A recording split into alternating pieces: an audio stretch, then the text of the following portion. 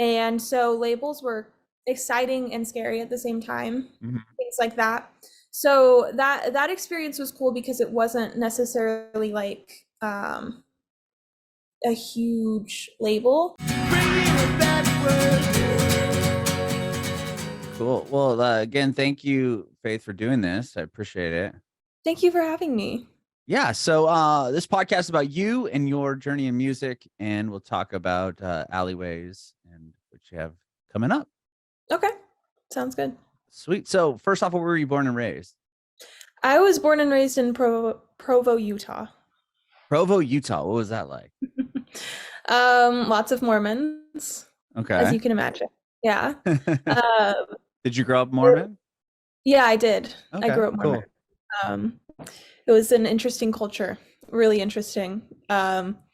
Very quiet, not a ton to do, but also I feel like because there was a lot of Mormons, people just they don't like drink or party much. Hmm. So I feel like people found ways to fill their time and like so there was a lot Other, of yeah, outside of creative. those vices, like other different. Yeah. Okay.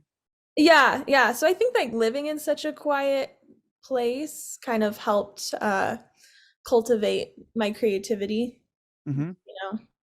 So that Do you was come? cool. Yeah. Do you come from a musical household? Like, is anyone else in your family? Do they do music? Yeah, both of my parents were musicians. They don't do it much anymore, but I grew up around lots of music.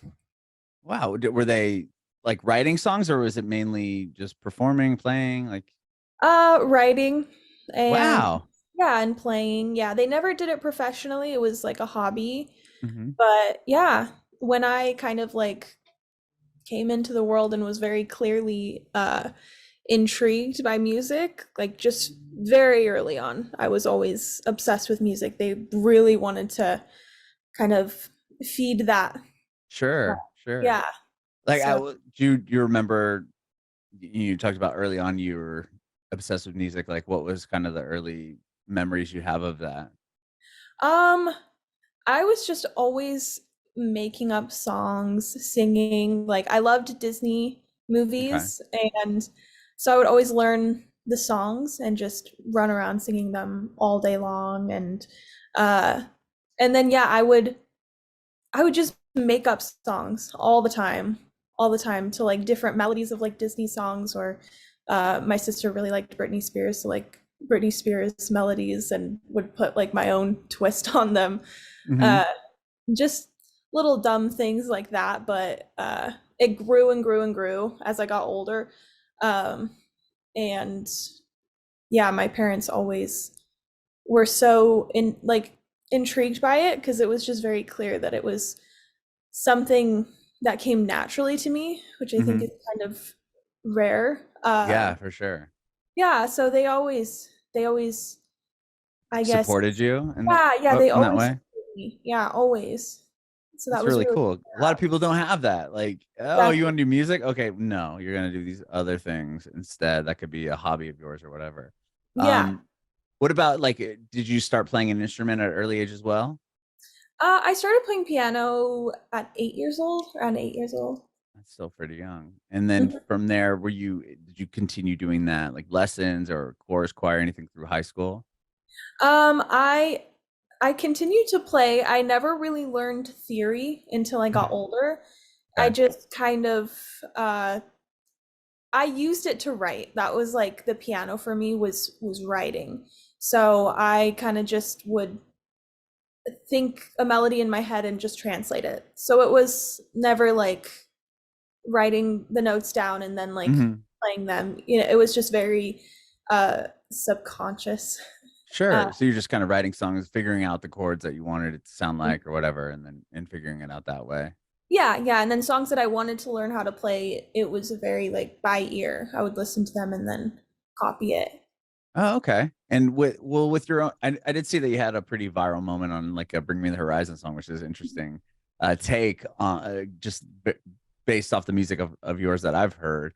Was that Mhm. something that you had started off doing early on? Were you doing a lot of covers, or were you writing and releasing your own music? Like, where did you kind of start off? I started off like very early doing covers, like around 8, 9. I had like a vocal coach, and so I would do recitals, and I also did choir as well. So that's kind of what got me into singing. And then when I was about, yeah, around the time I learned how to play the piano at 8, 9, my dad like sat me down and he was like, okay, this seems like it's something you really enjoy, you really want to do. If you want to continue with this, then you have to learn how to write your own songs. And this was That's like, interesting that he was that kind of like supportive in that way. Like if you mhm, want to do this, you have to learn how to write your own songs instead of like, oh, this is so cool that you want to play. Like maybe try to learn the Beatles or yeah, I don't know, whatever it may yeah, be. But to say, yeah, you should if you want to do this, you need to write your own songs. That's pretty cool. yeah, yeah, it was great advice. I mean, this was peak American Idol era, so I Okay. I did not get that at all as a kid. I was like, well, these people are getting famous on American Idol by just singing, why do I need Hmm.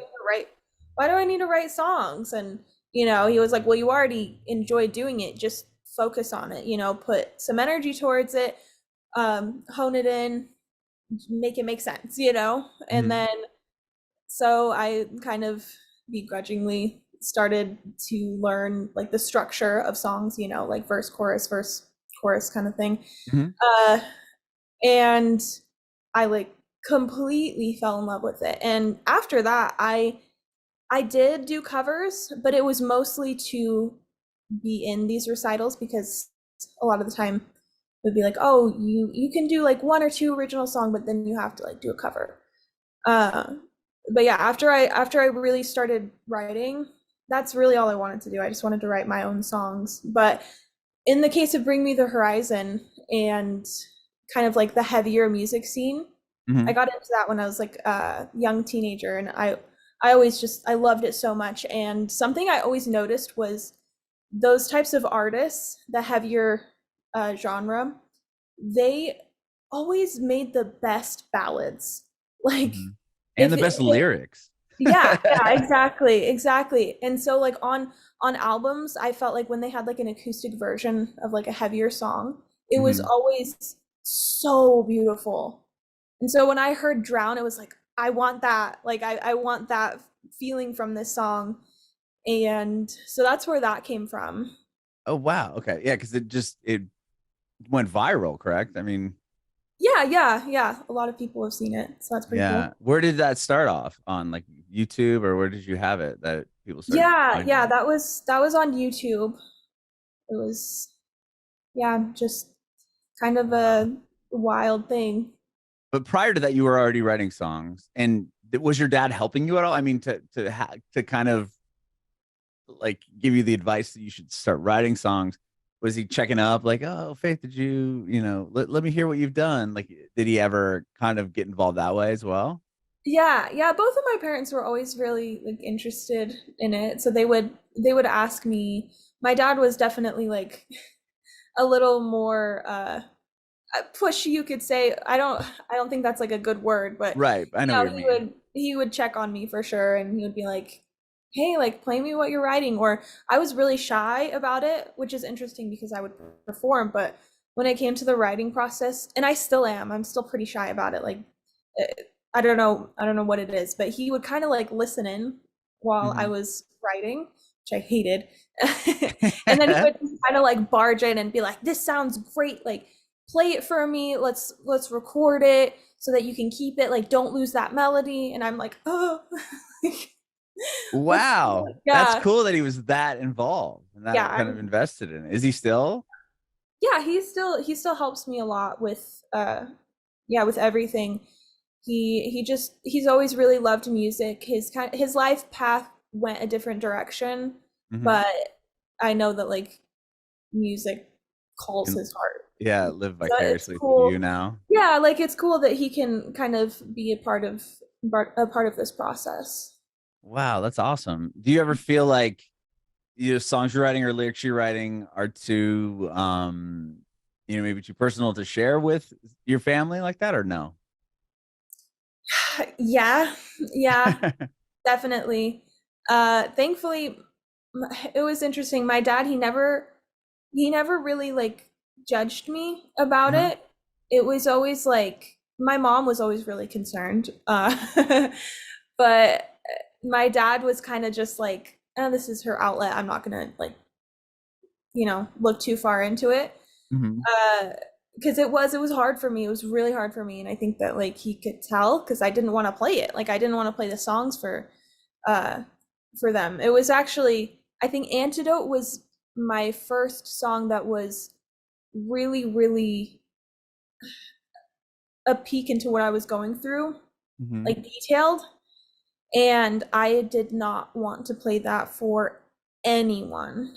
Anyone. I wasn't Interesting. planning on it. I wasn't planning on it, but one of my best friend came over, and I didn't realize that she was over, and she overheard it and was like, "This is a really good song. Like you should play it for people." And I was like, "Oh, okay, And then yeah, I started playing it for my family, and it triggered a lot of concern.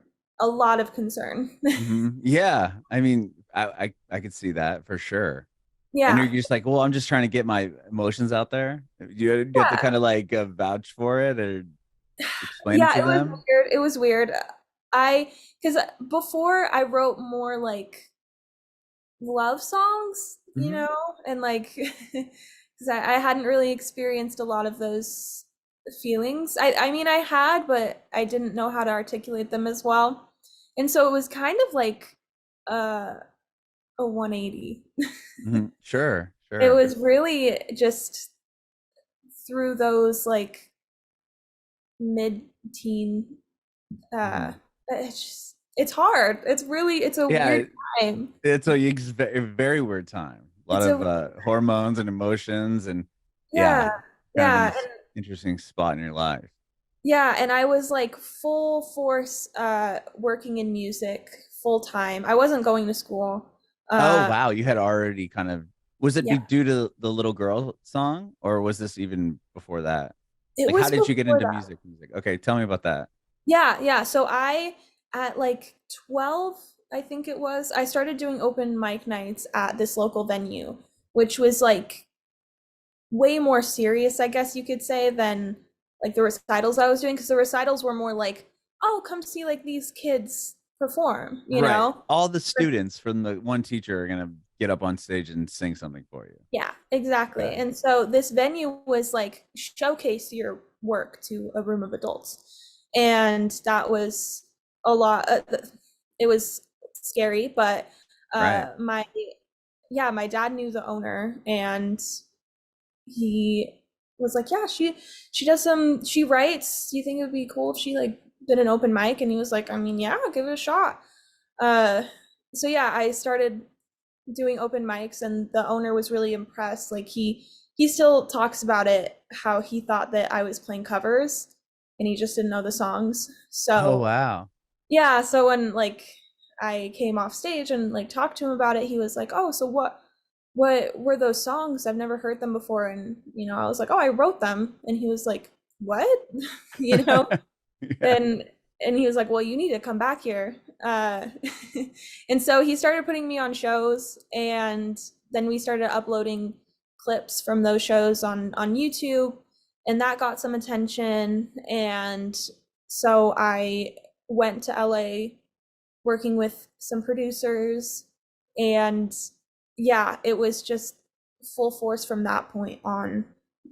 Wow. That must have been exciting. I mean, to get these trips to LA where you must have been, was that nerve wracking at all? It was. It was very, very nerve-wracking. I mean, I from the beginning of my writing career, I guess you could say, I knew that I didn't want to be like an industry type of artist. Hmm. Like I didn't want to be a Disney artist. I didn't want to be like anything like that. And so labels were scary, exciting and scary at the same time, Hmm. things like that. So that experience was cool because it wasn't necessarily like a huge label. It was just people who had good credits and enjoyed my music and willing Right. to Or work with interested me. in it. Yeah. And then yeah, and then it just kind of continued to snowball from there and continued to build. But it was really exciting. It was really fun, and I continued to go to LA back and forth. Like I split time up until COVID happened, and then I Oh kind of wow. yeah, and then I kind of like came back to Utah, so it was a little less crazy. Sure. I Yeah. just wanted to be with Still my is, family. I'm sure. Yeah, Yeah. yeah, yeah. And then yeah, I've been here since, but hopefully we'll be going back sometime soon. So was Little Girl the first song you put out as, like a Faith Marie project, or kind of, or Um, was there stuff before that that aren't on Spotify? I'm just going off Spotify. yeah, yeah. Antidote was actually the first one that I put out. Oh, it was. Wow. Yeah, yeah, that one was. But I had like put things out on YouTube before that. We just kind of like took them off because it just didn't fit the Right. vibe Sure. anymore. So Uh, Antidote was the first one, and that's the song that you were, people were concerned about or whatever, and you didn't even know if you wanted to put out. And a friend of yours said, "That's great," and you put it out. And how quickly does it start to, gain traction? Because it has, I mean, all your songs have a ton of plays on Spotify, but like that one is just like, I think 14 million or something. Yeah, like nearly 15 million plays. Like, was that something that happened fairly quickly? Was it obvious that that was a song that people were attaching to? um, I don't know. It didn't necessarily happen like super quick, but Drown having that cover really helped gain attention. Hmm. And like the guitarist for Bring Me the Horizon, the one who actually wrote the song, like tweeted it out and said that it was his favorite cover. And Wow. yeah, it was crazy. And a few more uh like YouTubers or just like influencers. I don't know. It wasn't anything like planned, didn't Mhm. pay them. They just kind of did it. Yeah, And that yeah, was they just cool. enjoyed it. Yeah, yeah. They just enjoyed him. And if yeah, so that really helped. I released Antidote like shortly after, and so they just kind of like grew together, you could say. Hmm. So that was really cool. And yeah, it was like purely organic. Wow. And then from that point, you're like, wow, okay, this is really working. And then moving forward from there, were you concerned about, kind of hitting that benchmark again, or were you not even thinking about that? Um, Not really. I just Hmm. kind of I knew and I still know that like if I just continue to work, like put one foot in front of the other and stay authentic to what I want to do and who I want to be, that things will work out. Hmm. And that's how I always have felt. I mean, there have been times where obviously I get like worried and like down on myself about it, but at the end of the day, it's like it doesn't really matter to me how long it takes. It's what I love to do and it's being true to myself. Hmm. And the two most recent songs that you've put out, Mhm. there's another name on there. Like, is that's I think it's like something, or maybe it's Win, but it's like looks like two U's. Yeah, UUIN, yeah. Yeah, yeah, yeah. Is that a person you've been collaborating with recently? I just saw the name on the most two recent songs. I was curious. Yeah. So it's somebody that I've been collaborating with actually like he was the one that originally reached out to me when I was a kid. So I've been working with him for a Oh really long wow. time. Yeah, he just decided to start a company, a creative collective company. And so obviously like he helps connect me with producers and different people to build the songs. Hmm. And so yeah, Like, that's well, that is that's cool. Yeah, yeah, I was just curious on that. But um, so you have eyes on you, and you're putting these songs on. They're doing really well. Like at that point, do you like were you intrigued to do like a tour or anything, or put a full body workout? Like, what was kind of the next step? Like, how do you continue to move forward with your career from Antidote or from now? from Antidote up Oh, until now, I guess? yeah, it was I mean, I wanted all of that. Right. And it it was just a lot of figuring out what what the brand was, I guess, and who I was, and I was really young at the Mhm. time. I was, I want to say 16, 17.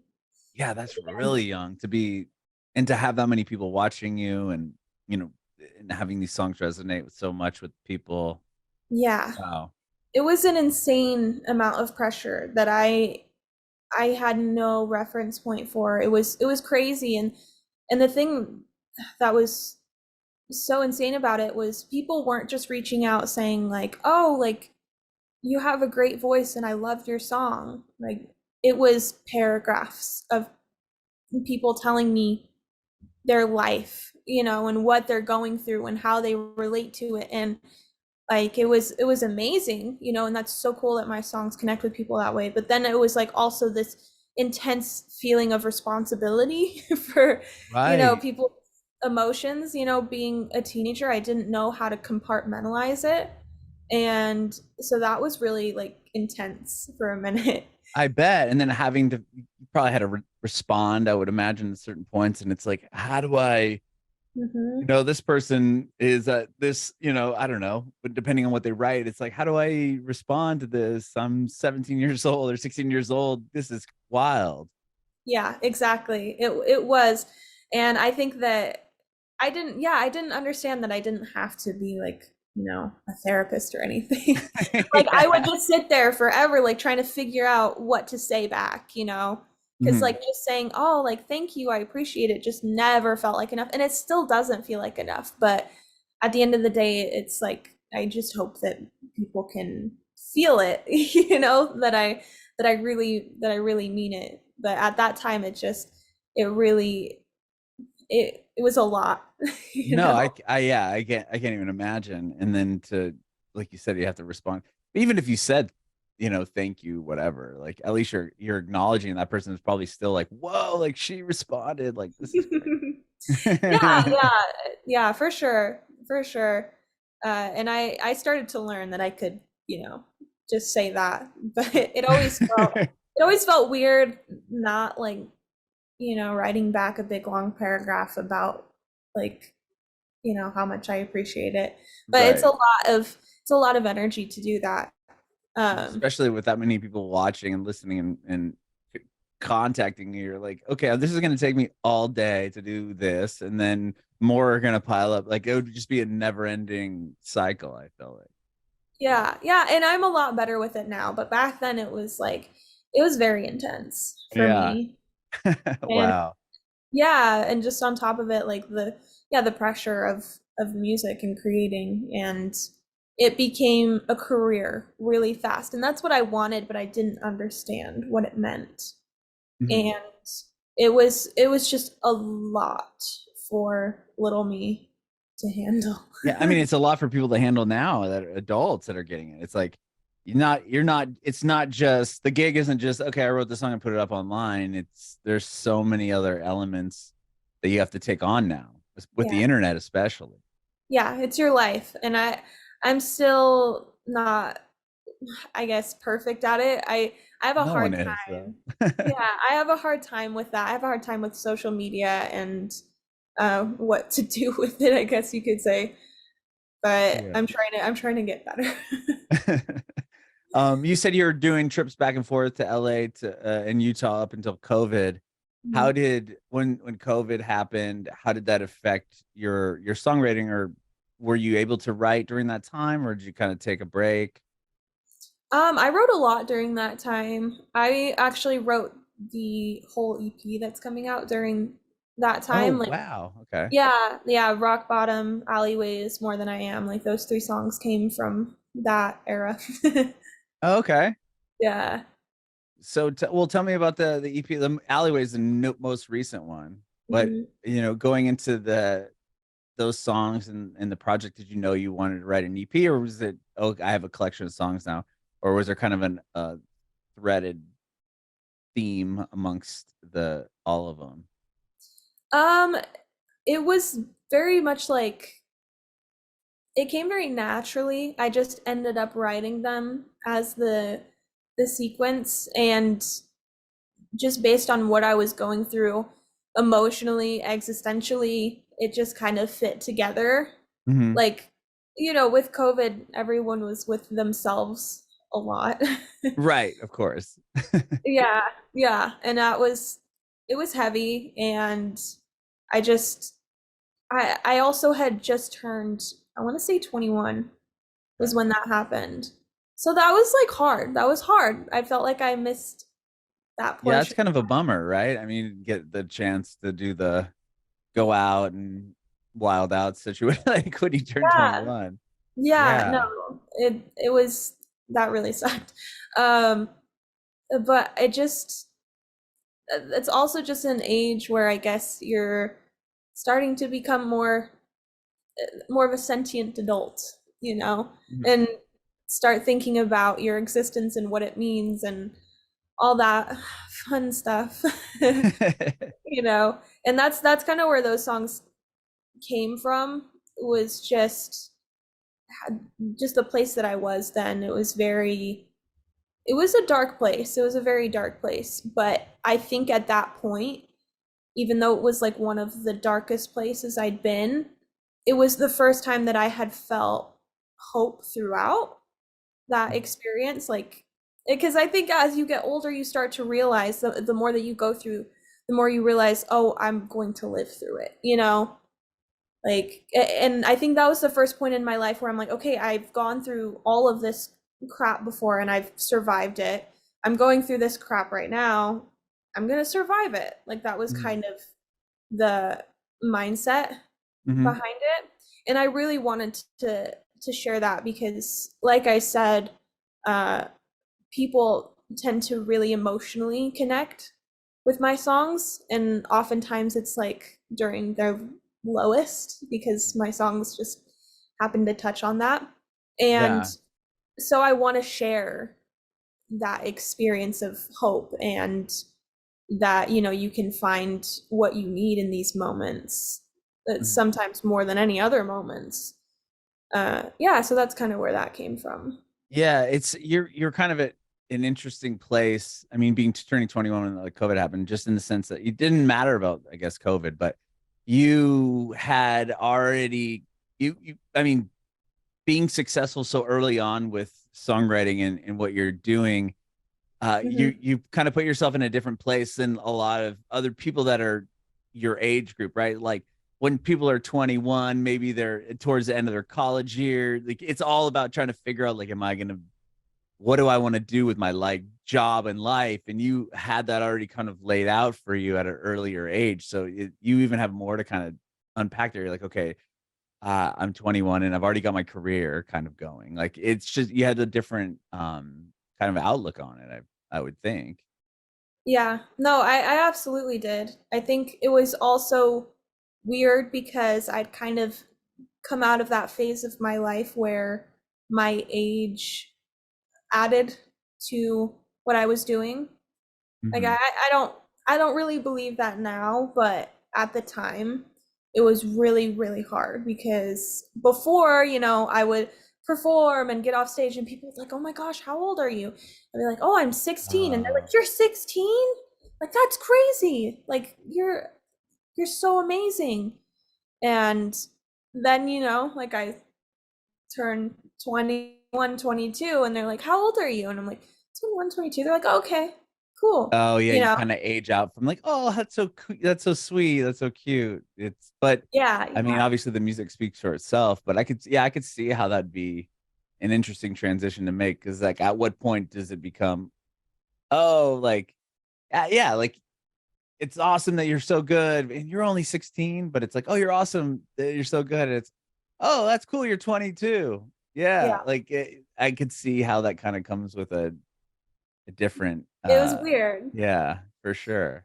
Yeah, it was just like I said, like, I don't think that it's as big of a deal now. Like, I've Right. worked through it a bit more, and like you said, it's like I just it's almost a blessing because now I can just be my music, like my music can just be, and it's not about like, oh, this 16-year-old uh Right. anomaly like wrote this song. It's like, no, just listen to the song, like that's Right. That's It's all just a that good matters. song. It doesn't matter that Yeah. it's a 16-year-old singing the song or writing the song. I've talked to a lot of people that have came out of like American Idol and stuff, and they've had similar. It's like, oh, you're blah blah blah from American Idol. It's like, well, yeah, but that was like 10 years ago, and now I've also had a career of writing songs and doing these things aside from that. But it's almost you get that stigma. Not that you would as a 16-year-old, but it's almost like one of those kind of like labels that you receive for a period of time, I would think. Oh yeah. Oh yeah. It was a big one too because I was writing like so heavy. I Mhm. don't like it wasn't very common. And now like Billie Eilish has come out and kind of done a similar thing with her songs being like a Mhm. little deep and mm, darker, I guess you could say, but at that time it wasn't as common. Right. And yeah, so that was a big thing too because people weren't expecting like when you hear like a 16-year-old musician, you think Disney. Like Right. that's Right. You're not that's where thinking you're devil on my shoulder. Yeah. yeah, exactly. So yeah, no, but that's you're an old soul or something. Well, Alleyways is the most recent one that you put out. I saw that there's the quote that I read of yours. You talk about, you address the responsibility of trauma and kind of healing in the song. Is that what the meaning behind it is? Yeah, yeah, just about like how I feel like going along with that transition into adulthood, it's like as your brain like continues to develop, you start to be able to process the trauma that you experienced even like before Hmm. in a weird way. Like you start to understand the impact of it in weird subconscious ways. And I feel like everybody has to go through that experience of unpacking it and digging in the alleyways, like that dark part of yourself to learn how it's affected you, why it's affecting you, and how to become your own person, like work through that trauma. Hmm. Yeah. No, yeah, for sure. And this will be a part of, you said, an EP, and this is what, the third song on it? The second. The Oh, third second. one is, yeah, the third one's actually coming out in less than 2 weeks now. So, Oh, very cool. mhm. Awesome. And then the full EP, do you have a plan for, do you want to go out and do shows for it or Oh tour it? Or, yeah. yeah, okay. Yeah, I would love to. There's some talk going on right now. Uh nothing like completely set in stone, Sure. but yeah, I just did a show on Tuesday actually, just down in Provo at that same venue that I started at, which is pretty cool. Oh, wow. That's cool. Yeah, That's yeah, really so that cool. was Full really fun. circle. Yeah, yeah, exactly. But I'm ready to like get out there again and like start doing shows all over. That would be amazing. So hopefully, yeah, this year there's some big plans for that. Awesome. Well, thank you so much, Faith, for doing this. I appreciate your time. Yeah, well, thank you. Thank you for having me. Mhm. I have one more question. I want to know if you have any advice for aspiring artists. Oh, well, I think there's a lot. There's a lot, but I'll try and keep it concise. No, go take your time. Well, I would say like really find your niche, what inspires you, and just really run with that. And don't take yourself too seriously. That's a huge thing. Like as soon as you take yourself too seriously, it's pretty much over. Like you can't just sit there and think about creating a number one hit. It doesn't really work that way, It's just you got to sit there and dig deep in yourself and find that inspiration, what makes you excited.